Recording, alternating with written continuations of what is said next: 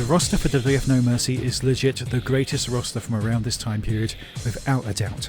Sure, SmackDown 2 has an incredible list itself, but No Mercy, just an insane level of wrestlers. From the 59 wrestlers that were present in WrestleMania, No Mercy includes an incredible 74 characters. These range from Andre the Giant's hidden inclusion, Chris Jericho's return, WCW defectors like the Radicals, ECW guys like Steven Richards, Taz, the Dudley Boys, and Stephanie McMahon, to the entire roster of the McMahon-Helmsley DX, including Tori. There's Patterson and Briscoe, Michael Cole, Mae Young, The Cat, Linda McMahon's only wrestling game appearance, all three faces of Foley, Cactus Jack, Mankind and Mick, the debut of Kurt Angle. The roster is insane.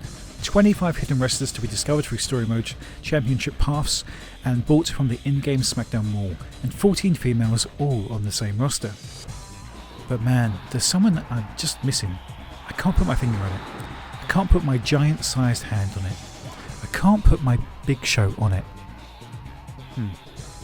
Where's the Headbangers? Create a Wrestler this time around is one of the best things to be added to any wrestling title, giving you the option to not just make your own wrestler, but allowing you to edit one of 4 alter tires that nearly every wrestler on the roster had, allowing you to create different versions of The Rock, Taker, Kane, whoever you wanted, or even jumping from one era of a star to a past one, or creating a newer look for them altogether.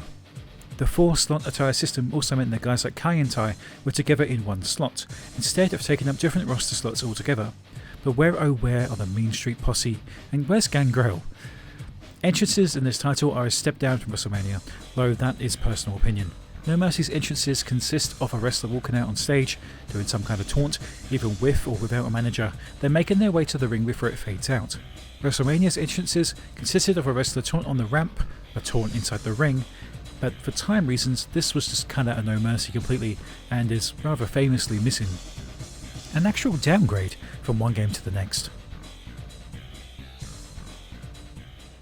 No Mercy itself doesn't actually include a health bar of any kind, something that would become a very important piece of tech for most wrestling games after this, giving you, the player, a location to hit repeatedly.